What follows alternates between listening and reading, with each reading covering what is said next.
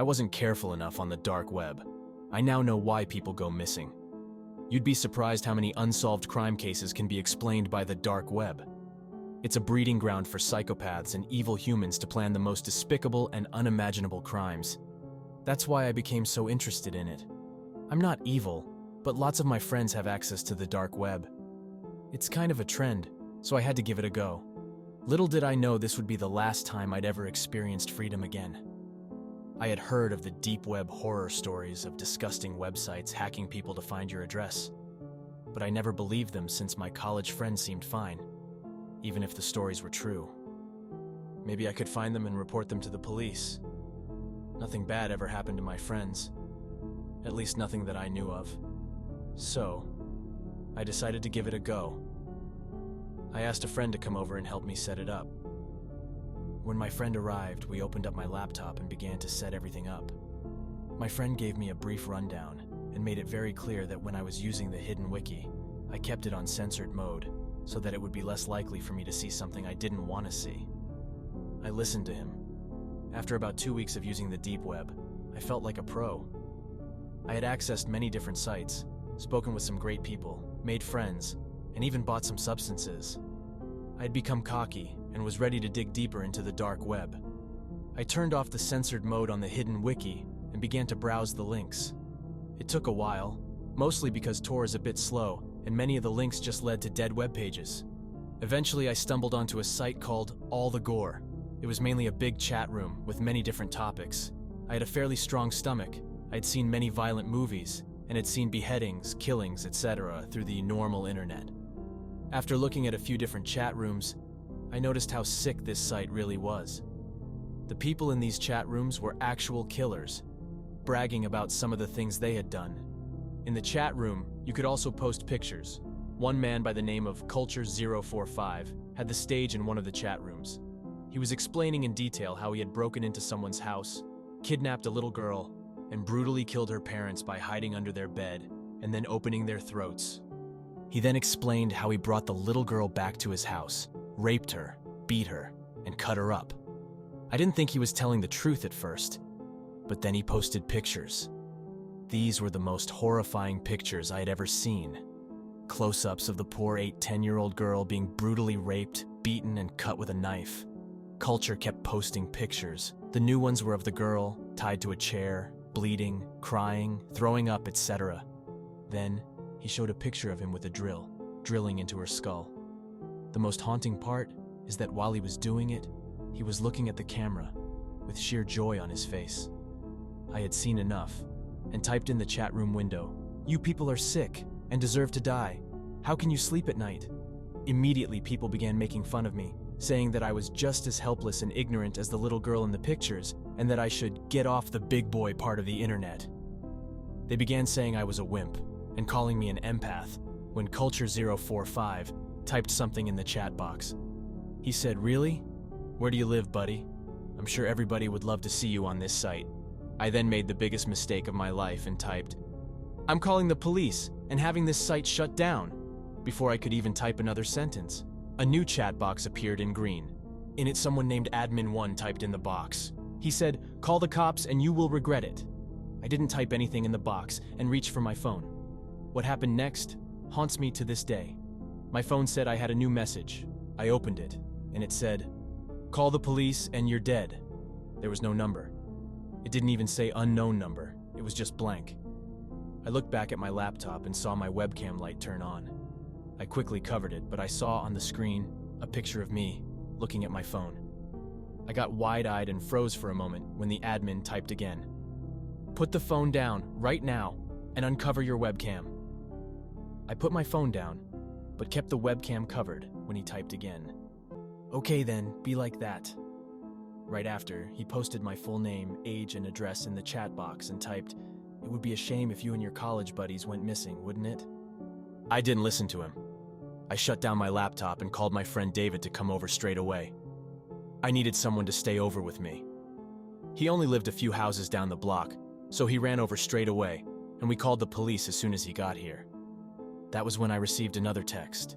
The message said, "Look out your window." My heart dropped. I knew exactly what was going to be there. We both crouched over to the window, slowly peeking our heads up, trying not to be seen. That's when we saw him. A man in the parking lot leaning up against a white van. He had a phone in his hand, and when I looked at him, he nodded. My phone went off again. "Turn on your laptop now." We shut the blind straight away, not knowing we were making a huge mistake. We didn't know what else to do in the state of panic. A man outside our house and a whole chat room of killers coming after us. Despite the police saying they were on their way, they didn't sound too convinced on the phone. I can't imagine a story about a killer from the dark web is too believable for them. Another text. "I'm coming in if you don't turn it on." I knew I shouldn't do it. My webcam was on. If I did it, they would see both me and David. It would be over for both of us. David ran and grabbed a baseball bat just in case the man outside tried to come in. About 5 minutes later, we heard the doorknob turning. It was locked, but we then heard banging at the door. We both freaked out, and I looked out the window again. Sure enough, the man and the van were gone.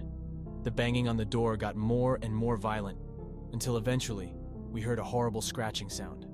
It lasted a few more minutes, and then we heard footsteps walk down the hall and eventually fade away. I received another text. "We will be back." That really got to me. When the cops arrived, they told me to look at my door. I followed them back out into the hallway and saw engraved in our door my name. The police began investigating the whole building, and they had a tech police officer come in and look at my computer. He began to do scans and investigate the weird software on my laptop. Eventually, he managed to close and remove it and told me that my laptop isn't safe. He said the core files of it had been hacked into and corrupted. We did a complete wipe of my laptop, and he looked at my phone as well.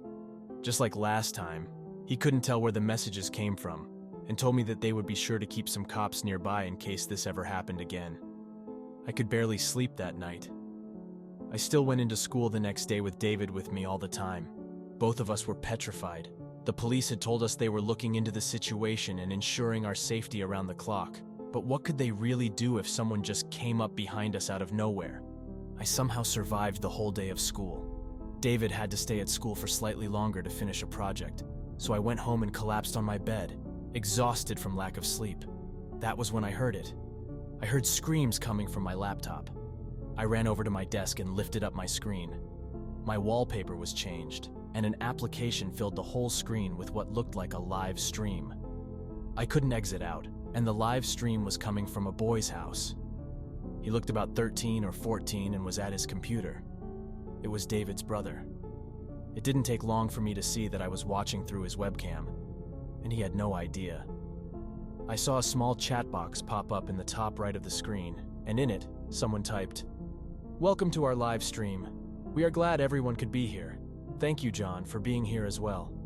My eyes got very wide. My name was John, and they were waiting until I was watching to start the live stream. As I watched, I saw that the closet door behind the poor boy slowly opened, and a man walked out with a toolbox in one hand. He quietly set the toolbox down and pulled out some duct tape.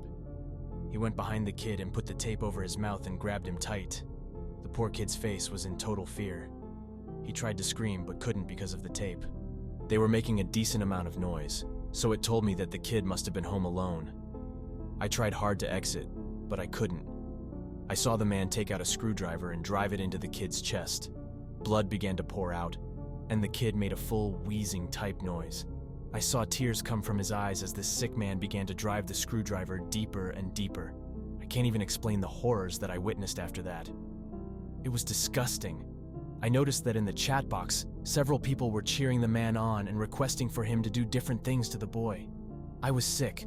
I threw up all over the floor, and when I looked back, I saw in the chat box people typing in horrible things like, "Oh my God, that was so wonderful, thanks so much for doing this."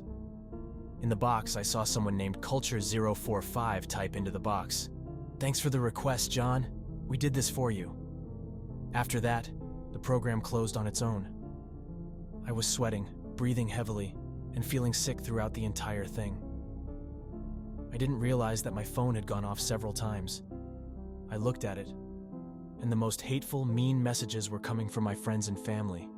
I asked my mom what was wrong, and she texted back, "You sent that sick, disturbing live stream to everyone.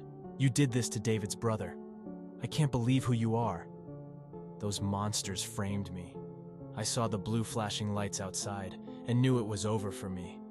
They had fabricated the whole thing, and there's no way the police would believe it was some people from the dark web.